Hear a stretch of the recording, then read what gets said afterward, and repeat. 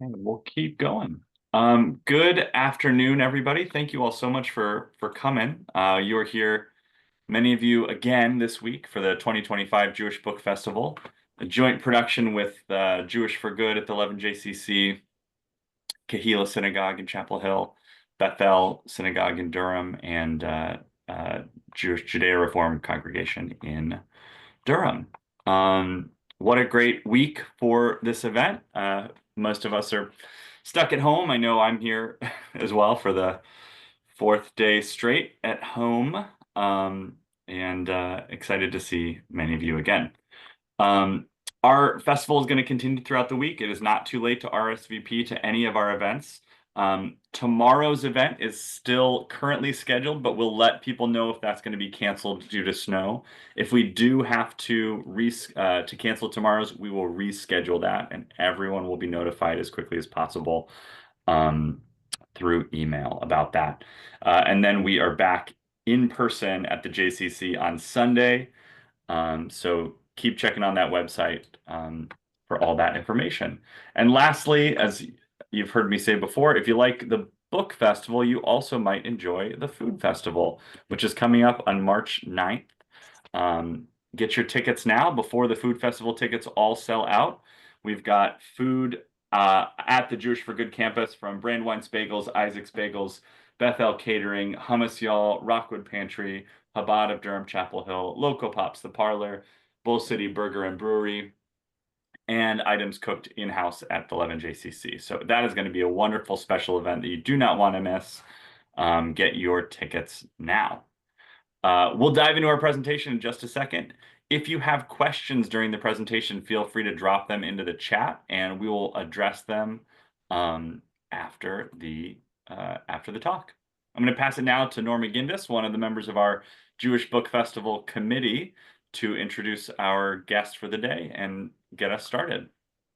Okay, well, welcome everybody. It's so nice to see you on this cold day outside, but it's very warm in here, and in this Zoom room, it's very warm. So it's my pleasure to introduce Julie Satow.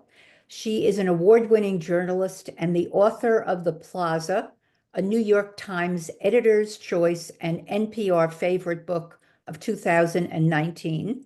She is a regular contributor to the New York Times. Her latest book, which we're going to talk about today, When Women Ran Fifth Avenue, was an instant New York Times bestseller. So the way our program is going to go is Julie is going to talk about her book. She has some very wonderful slides. And when that's over, we're going to have an opportunity for Q&A. And again, as Jack said, if you have a question, especially as we're going along, please pop it into the chat, and then we'll have an opportunity to get to it at the end of Julie's presentation. So Julie, we're going to turn it over to you. Okay, thank you, Norma. Thanks, guys. I'm sorry it's so snowy over there, but hopefully you're enjoying the, I guess, unusual weather for North Carolina. Not so much for New York, but where it is about 19 degrees. So anyway, yeah, I'm very excited. I think Jack is going to run my slideshow for me, so I appreciate it. So I don't know if it's up yet, but there we go. Let's see. I have a bunch I wanted to get into. Okay, great. So thank you guys so much. Jack, we can just go right to the first slide, I guess. Thank you. So I'm going to tell you just a little bit about what's in the book and start out by telling you a little bit of history about department stores. And so the way it used to work is that once Americans, we purchased what we couldn't make ourselves in dry goods shops. And these were usually quite cramped. They were filled floor to ceiling with a hodgepodge of goods, ranging from coffee cans to bags of flour. There was very little thought to how any of these items were organized, and a lot of the merchandise actually remained on the shelves for months and even years, gathering gathering dust and growing stale. Typically, customers would go to the dry goods outpost with a shopping list. They would ask for specific items that they wanted, and then a clerk, who was almost always male, would go and retrieve it for them. When they went to go and purchase the items, customers almost always had to haggle and negotiate for the price. Next slide, please. But in the early 20th century, this all began to change. In 1838, Le Bon Marché opened in Paris, and it's often credited as the world's first department store. And it was really an astonishing place that truly revolutionized shopping. Le Bon Marché had these giant, oversized plate glass windows that featured mannequins dressed in the latest fashions. Everything had a publicly listed price, and perhaps the most transformative change was that anyone could enter the store with absolutely no obligation to buy, but just for the joys of running their hands along beautiful displays of silk shawls or to smell the wondrous aromas wafting from the perfume counters. Next slide. Oh, Jack, next slide, please. Thank you. In America, the Marble Palace stunned onlookers when it opened in 1846 in Chambers Street, which is in Lower Manhattan. It boasted novelties like a ladies' parlor where women could preen in front of the country's first full-length mirrors, which were Parisian imported, of course. The owner of the Marble Palace was Alexander Turney Stewart, and the store actually propelled him to become the third richest man in America after William Astor and Cornelius Vanderbilt. Among his many famous customers was actually Mary Todd Lincoln, whose compulsive clothes buying habit was so severe that she actually ran up a tab that equated to about $500,000 in today's money, and that was just in a single summer. So her husband, President Abraham Lincoln, actually couldn't repay the bill. So next slide, please. In 1862, A.T. Stewart, as he was known, opened a new and even grander department store, and it was known as the Cast Iron Palace, and it quickly became the cornerstone around which an entirely new shopping district sprouted. Ladies' Mile, as it was dubbed, stretched from Astor Place to Madison Square Park in Manhattan, and it earned its moniker from the crush of mostly white, middle and upper class women who appeared there daily, partaking in an entirely new pastime, which was window shopping. Of course, New York did not have a monopoly on large department stores. There was the Loop in Chicago, which had Marshall Fields, which boasted 76 elevators, 31 miles of carpeting, and a Tiffany dome that was made from 1.6 million pieces of glass. Its founders' famous mottos included, "Give the lady what she wants," and "The customer is always right." Of course, in San Francisco, there was Market Street. It had stores like the Emporium and I. Magnin. Philadelphia had Wanamaker's. Atlanta had Rich's, and on and on. It should be said that none of these stores was really anything like the stores that we know of today. These were truly palaces of consumption. They were destinations filled with glamour and possibility. They had everything from pet departments that sold exotic animals like tigers and jaguars, seriously, to nurseries where you could drop off your children to enjoy Sundays and to play games while you went shopping. They put on really crazy displays of publicity to get people to come into the stores. One of the most outrageous that I found in my research was actually a store in Oklahoma City that held an adoption week where they actually put 9 babies up for adoption, and supposedly 6 of them found new homes. So next slide. They even had, yes, dentist offices. So here I'm showing you a dentist office that was at Lord and Taylor's in Manhattan in the 1920s. So next slide. From their very inception, department stores were these uniquely female universes where female customers owned the power of the wallet, holding sway over the male managers whose job it was to serve them. And at a time when it was considered impolite and even dangerous for women to walk alone in public, department stores really gave them an excuse to stroll and congregate on their own. Peeling back the glossy layers of the stores, unseen by the crowds, were the female employees. These were armies of harried, experienced saleswomen hoping to please difficult customers. Or the young teenage girls who were known as wrappers, whose sole job was to fold sweaters and skirts into boxes and tying them and decorating them with amazing dexterity. And as women increasingly entered the workforce, department stores really became a refuge where ambitious employees could receive instruction and the opportunity to really rise through the ranks. In fact, not only did a lot of these stores offer their employees perks like low-cost meals in their cafeterias and health insurance, they also offered free after-hours classes for their workers on everything from accounting and marketing lessons to proper etiquette. Next slide.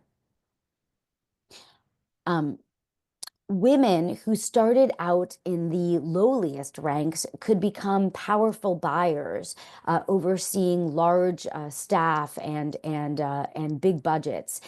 They could work in the advertising departments, writing crackerjack copy. There were even whole departments of female bookkeepers.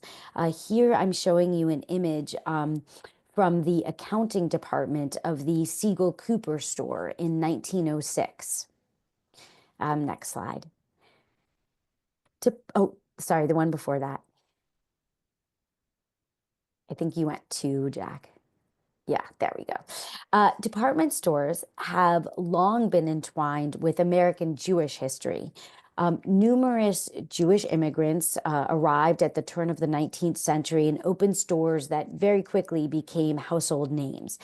There were the Bloomingdale brothers, for instance, Horace Sachs and his cousin Bernard Gimble, families with surnames like Neiman and Marcus, Strauss and Lazarus. But what is less known are some of the important Jewish women who ran department stores. I. Magnin, for instance, was named for Isaac Magnin, but it was actually his wife, Mary Ann Cohen Magnin, who was the daughter of a rabbi, who was the one who actually started the famous San Francisco department store. There's also Lena Himmelstein, who was an immigrant from Lithuania and who is better known today as Lane Bryant. And up on the screen, I have another very impressive department store maven. I'm not sure how many of you out there ever watched Mad Men, the television series, but you might recall Rachel Menken of Menken's Department Store. She was a character, and she was one of Don Draper's many girlfriends. The character is actually based on a real life person. There she is here. Her name was Beatrice Fox Auerbach.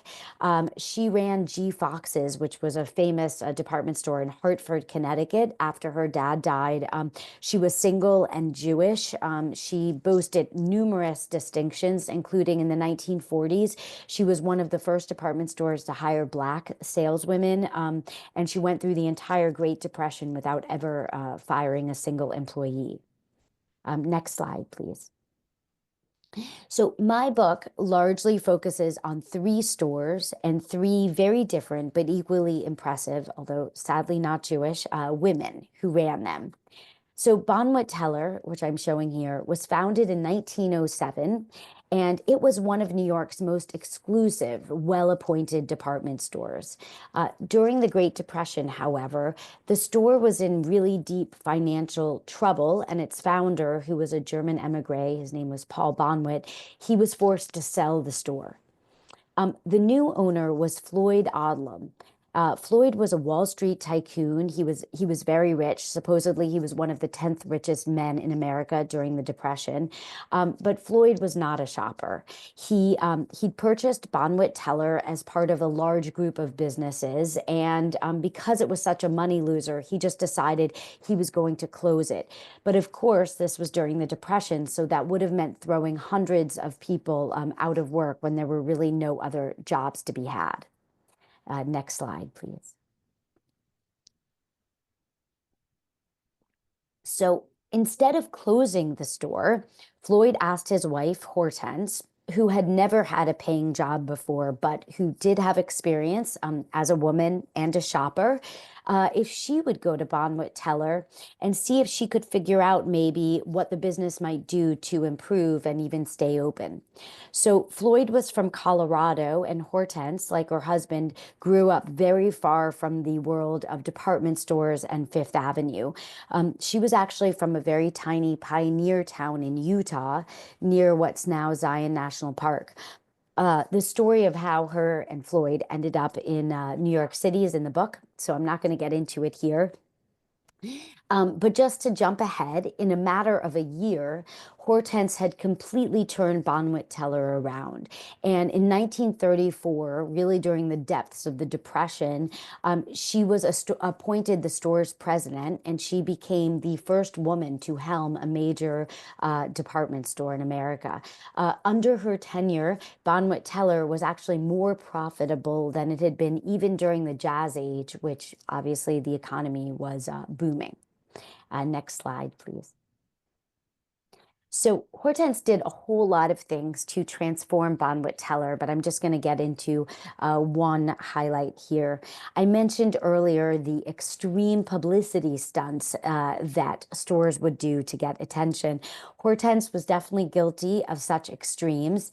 In one instance, she sponsored a contest which she called Make the Most of Yourself. And it was essentially a beauty pageant held in reverse. The winner was the one who was the least attractive, with the idea that this ugly duckling would be transformed by the ministrations of the Bonwit Teller staff and stylists. The hapless winner was Kaylee Foots, who wrote to the judges in her winning essay, quote, "I have a proboscis that would make Jimmy Durant look to his laurels," and compared herself to Bull Montana with a hangover. She was brought to New York, where she visited a dietitian. She was styled with an entirely new wardrobe, a new hairdo.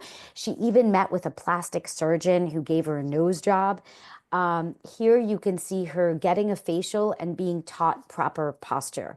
The contest was avidly followed by the press, and thousands tuned in when Bonwit Teller revealed her transformation. Their advertising showed her before and after, and she was completely unrecognizable. And they noted how she'd even changed her name from Callie Foots to Carol Faust, which I always thought was funny, a Faustian bargain, to be sure. Okay, next slide, please.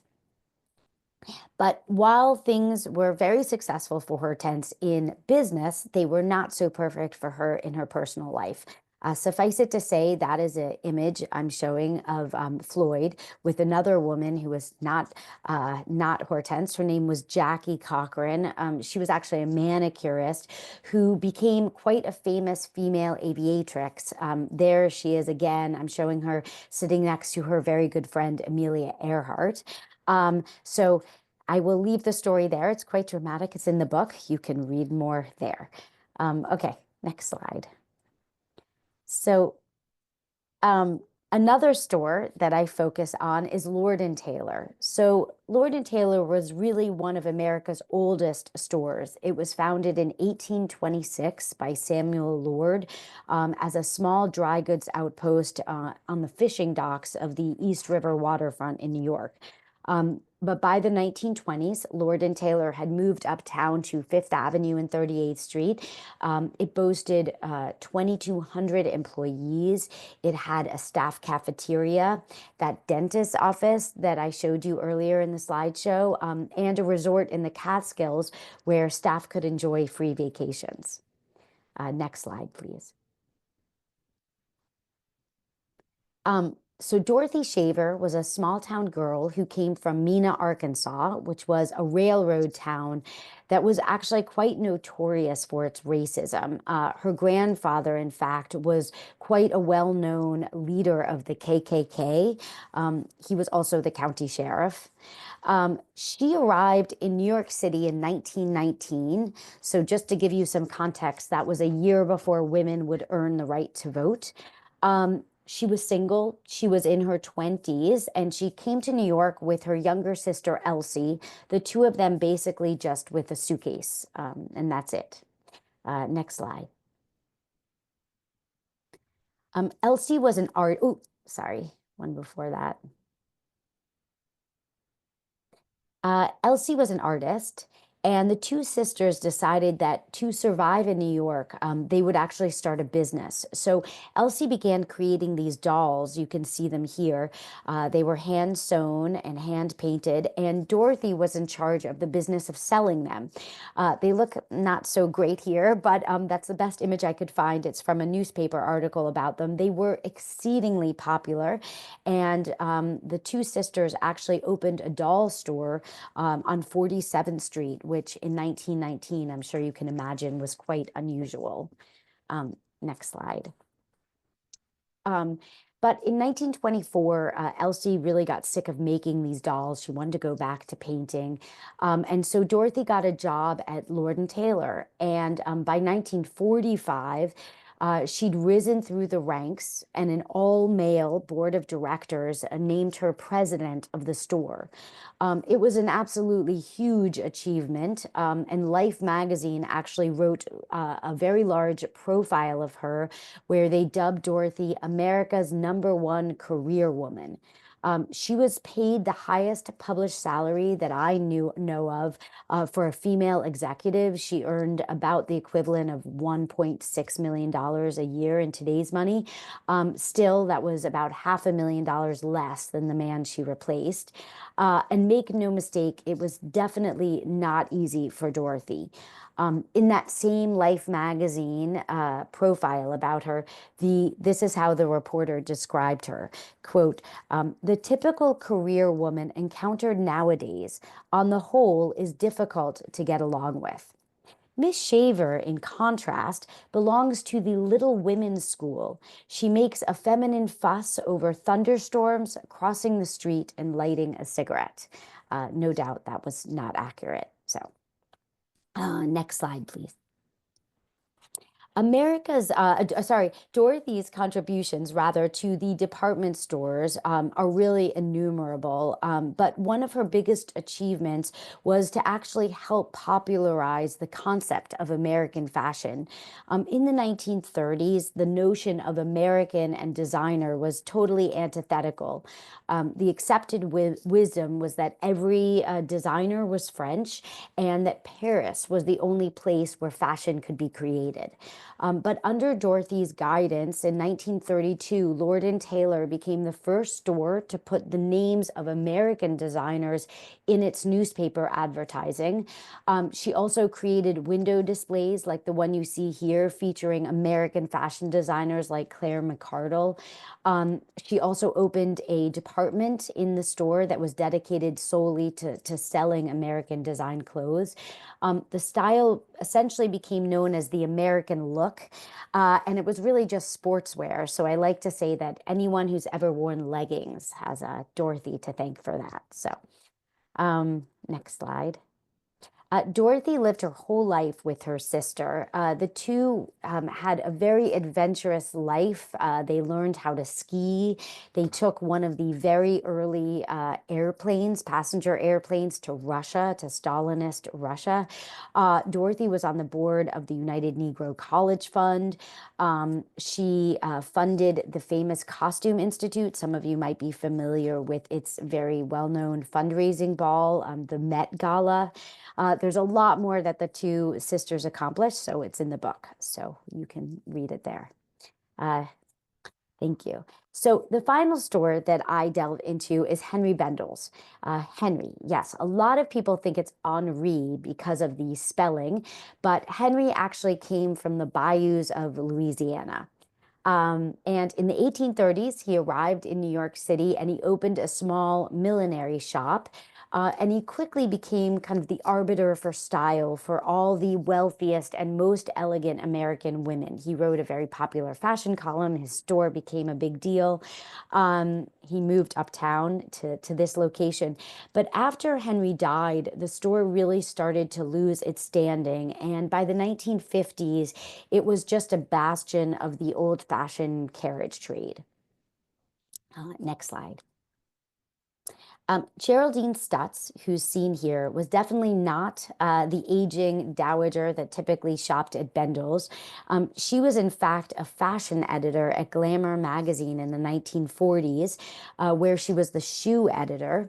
And it was actually there that she met a young, talented illustrator from Pittsburgh who she hired to create drawings of shoes to accompany her editorial stories. You might have heard of him. His name was Andy Warhol. So undoubtedly, Geraldine had a very wonderful eye for fashion, and she really had an instinct for what was cool and up and coming. Her talent quickly caught the attention of a very powerful businessman who owned a big shoe conglomerate, and he convinced Geraldine to leave Glamour magazine and to come work for him. Then when he purchased Bendel's in 1959, he installed his young protege, Geraldine was only 33 years old at the time, as Bendel's president. Next slide. So when Geraldine got to Bendel's, competitors were totally astounded that this young, very inexperienced woman was going to be taking charge of quite a famous department store. And Geraldine was very quiet at first. She actually went and shopped at all of her competitors and kind of spied what they were doing. She didn't really change much to the store, but she was actually crafting a plan. So Bendel's had this big issue that it was much smaller than its competitors, and its main floor was very long and narrow and kind of looked like a bowling alley. So she came up with this ingenious idea of how to fix it. She called it the Street of Shops. And it was basically a street that was paved in beautiful white marble, and shoppers could just stroll along the street and visit all these various boutiques that sold quite unique merchandise that was very beautifully displayed. I don't know if any of you have ever been to Palm Beach, for instance, and if you've ever seen the Via Meisner, it was sort of based off of that idea. Anyway, so competitors, sort of took sort of laughed at this idea. They didn't call it the Street of Shops; they called it the Street of Flops. But pretty soon, Geraldine proved her critics wrong. Bendel's really became the definition of chic throughout the 1960s and really through the 80s. It was really the place to shop where everyone from socialites like Babe Paley went to rock stars like Mick Jagger. And today I like to say, we kind of take for granted this idea of a boutique within a store. But really she came up with that concept. So I was recently in a Target, for instance, and I noticed they had an Ulta beauty department inside the Target. And I was like, oh, there's Geraldine's concept. So, okay, next slide. So as I mentioned, Geraldine really knew what was cool, and she found all these designers that really weren't known anywhere else. She didn't really take a lot of Chanel or all the big designers that we might have heard of, and instead she went and found unique, newer designers. So one of the ones she discovered was Stephen Burrows, who's shown here on the left. He actually created all the very slinky dresses that the celebrities would wear and the models to Studio 54 and all of that. Goldie Hawn wore one of his dresses and to the Academy Awards, things like that. She also found a bunch of other designers I'm showing there. There's Calvin Klein, Ralph Lauren, and many others. So New York Magazine kind of dubbed these clothes the Bendel's look, which they called it dog whistle style, clothes with a pitch so high and special that only the thinnest and most sophisticated women could hear its call. So, okay, one more slide. My last slide. To close the slideshow, I like to end with another quote from Geraldine. She would have turned 101 this year, and she had a lot of fabulous quotes. But one of my favorites was she liked to say, "Fashion says me too, while style says only me." And I feel like it's just very fitting for all three of these women who, through all their life challenges, if nothing else, had very impeccable style. So thank you so much. I'm happy to take questions or talk more. Yeah, I can't hear you, Norma. I think you're on mute. Oh, I can't hear you. I wanted to say Okay. that that was a wonderful presentation Oh, and thank you. really gave a sense of what what you presented in the book, highlighted so many important things. If again, I'll say if you have a question, please put it in the chat. I have a couple of questions after having read the book. Um, as somebody, a young woman myself who worked in Macy's and Gimbels to pay for college and to get a wardrobe, I really understand, and of course I lived in the New York area, so I used to wear all the clothes from Lord and Taylor's all during my career there. And what is so sad is none of those stores exist now. And we know that retail shopping has completely been transformed, as I know you mentioned in your preface of the book, which I read. Um, but if you could talk a little about how important the department stores were for women and getting them out of the house into the workforce. Yeah, absolutely. I mean, there were very few other industries that really did create so many opportunities. I mean, Hortense did this great thing where she actually she wrote a book about a young girl who got a job in a department store, and it was a novel, but it was kind of showing how women could work their way through and become very successful. And this was at a time, really up until maybe the 60s even and 70s. I mean, even today, it's hard for women in the workforce. So this was a very unusual, industry where it did allow that. I mean, I found in my research, for instance, an article from 1917 from a woman who had started working in a department store as a teenager. And she was then in her 20s when she wrote this magazine article. And it was all about how other girls should come and join me. I'm going to France once a year to the Parisian, fashion shows in 1917. I have a big budget. I'm overseeing all these things. It's so amazing. I actually bought my parents a house.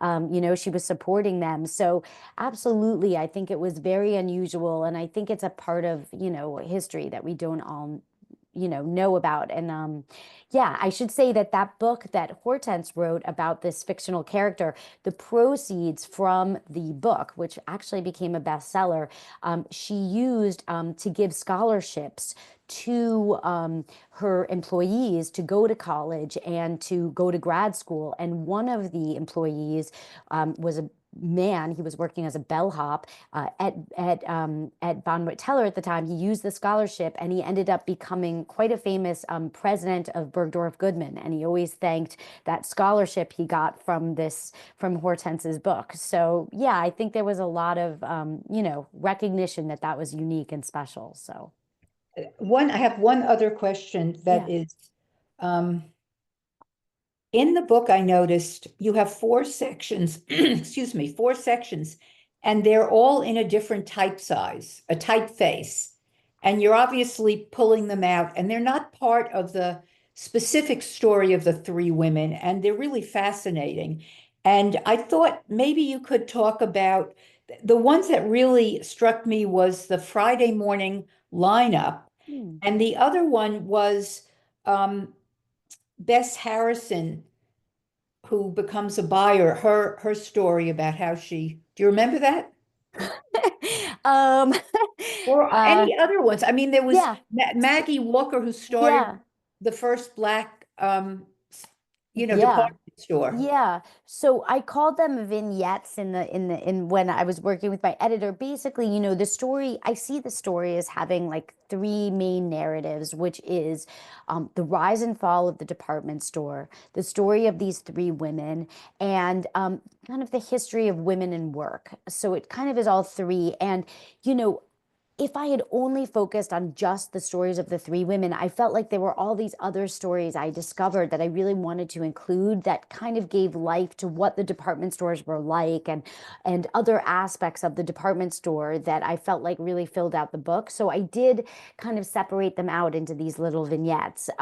So yeah, one of them was, you mentioned the Friday morning lineup. So I talked a little in the slideshow about how Geraldine had such an amazing eye, and she was very creative, and she was very interested in trying to help the careers of others, of young people. And so one of the things she did was she would open the store on Friday mornings before it opened to the public. And anyone who made anything, whether you made hair barrettes or jewelry or clothing, whatever you made, you could line up um, in front of the store, and all the buyers from the different departments would meet with you. And about 15 to 20% of what Bendel sold actually came from these unknown buyers that she discovered. And some of them went on to have very big careers and were, ended up being very successful. It was partly magnanimous because she wanted to, but it was also a little bit of a good business decision because Bendel's was so known for having kind of unusual things, and it was a great way of finding kind of undiscovered designers that way. Some of the other ones I have is, yes, I have Maggie Walker, who was from Richmond, Virginia, and in 1905, which, as many of you might know, Richmond was the seat of the Confederacy, and this was not long after the Civil War. She actually opened a Black-owned, women-owned department store. It did not last for long. I think they were able to survive about 5 or 6 years.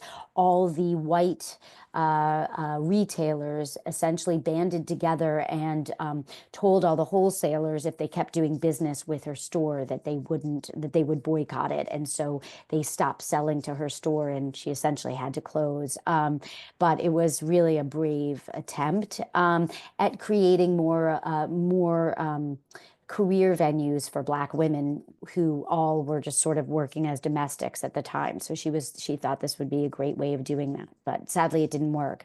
Yeah, I talk about the history of mannequins. I don't know, I can't remember Bess story, but I did write the book a few years ago. So Well, that what you said was really wonderful. But those stories were very, very interesting vignettes oh to good. set up the main story. But I do have another question. Have Yeah. you enjoyed both this book and the Plaza? Oh, I thank wonder you. what you are working on now that we can look forward to. Oh, that's so nice. I And that's appreciate from that. Judith. Just want to say Judith. thank you, Judith. Yeah. Thank you, Judith.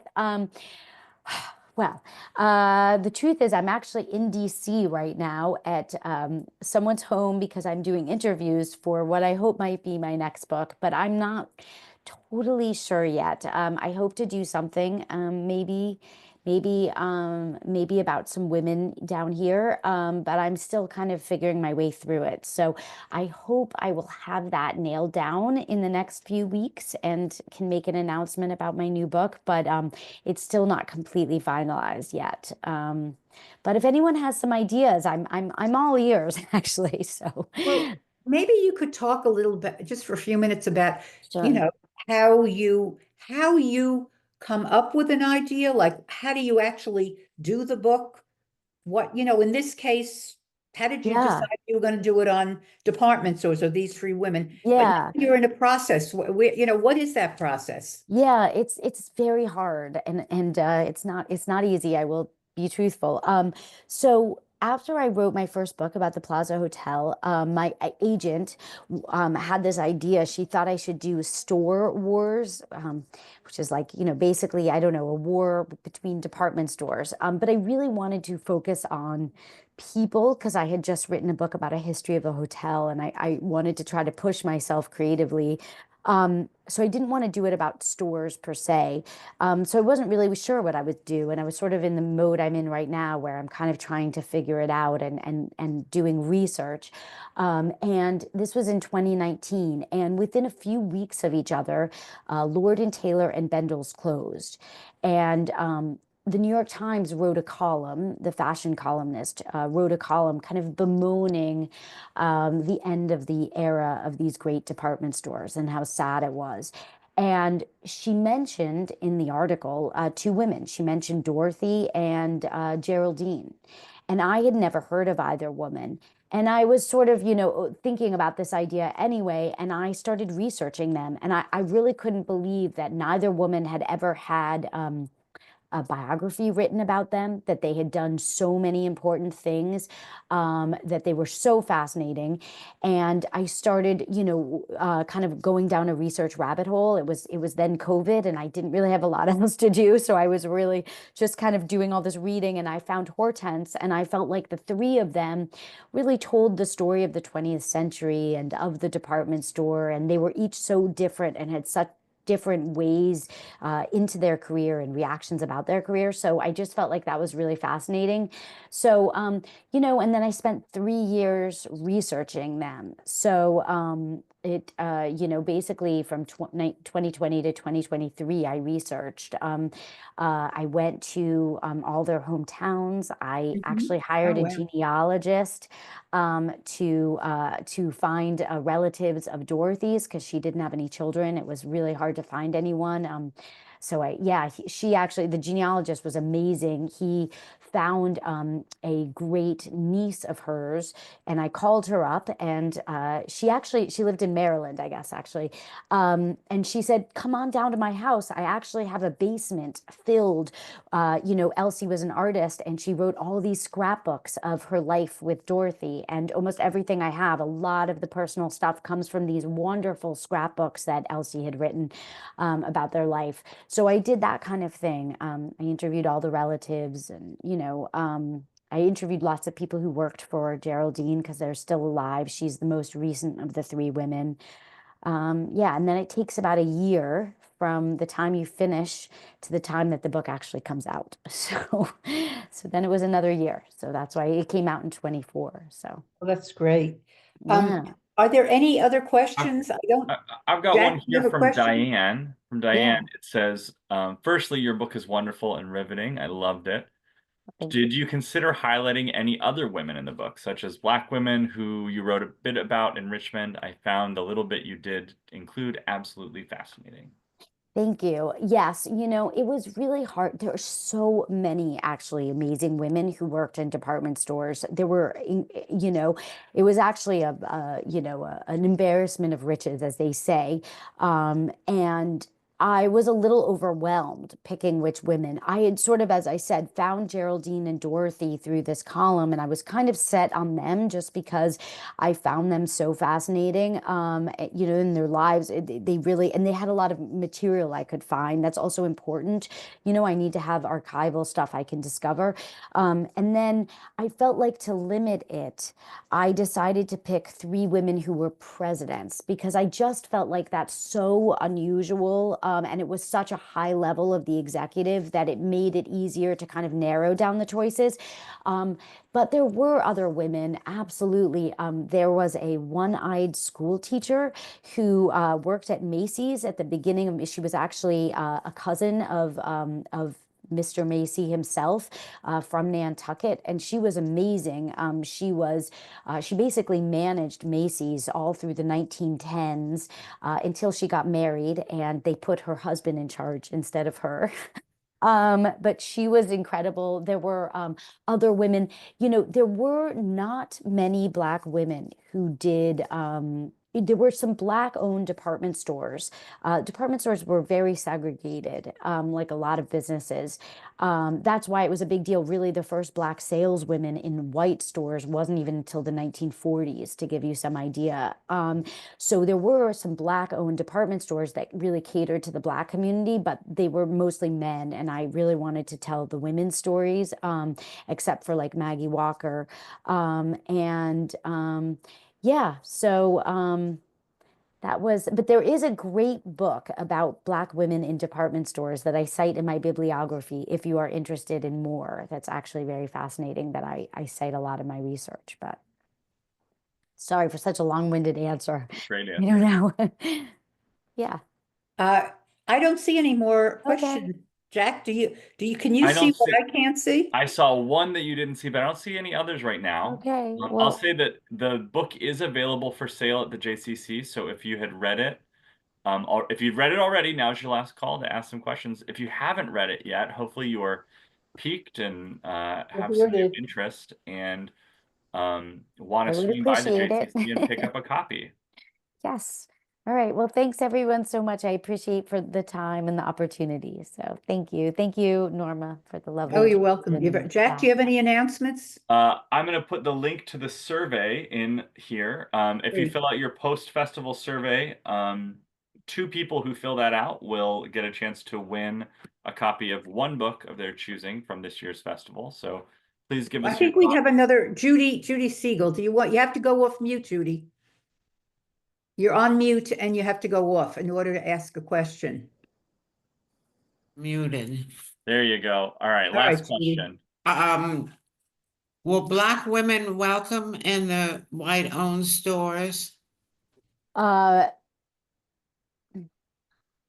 Largely, well, it depends. I mean, sure, they were, but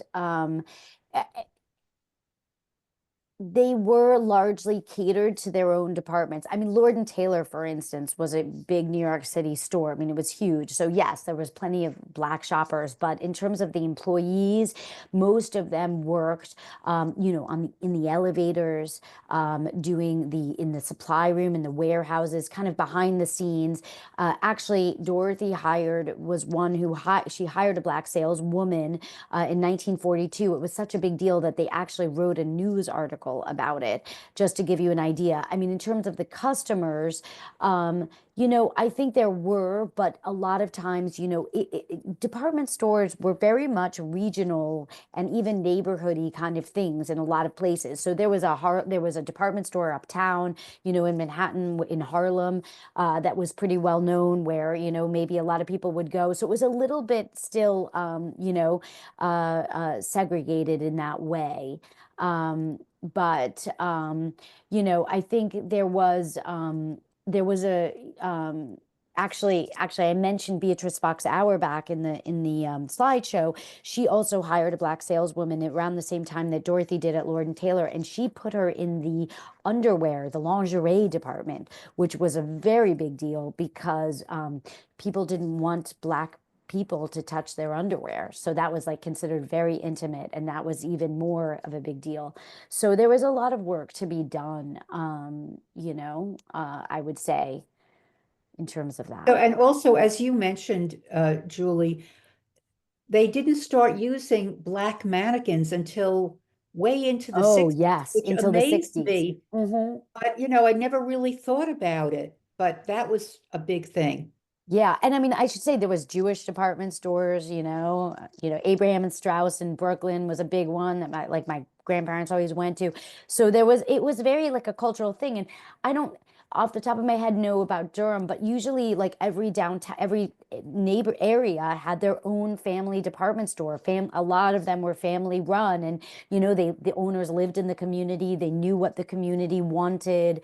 They catered to the local audience, you know, and that's part of what happened with the downfall, which we didn't get into, but sort of the downfall of the department store. They started to all these big conglomerates, and it stopped being, you know, family run or small independent stores, and they kind of lost a lot of their personality, and stuff started to happen. So What a Thank great you. question. Thank yeah. you all so much for all Thank these you. wonderful questions. Thank Yeah. you, Julie, for your time today. And again, Absolutely. grab a copy of the book, tell your friends about it. We'll let you know soon if you have RSVP for tomorrow's event. We'll let you know if it's happening tomorrow or if it's rescheduled.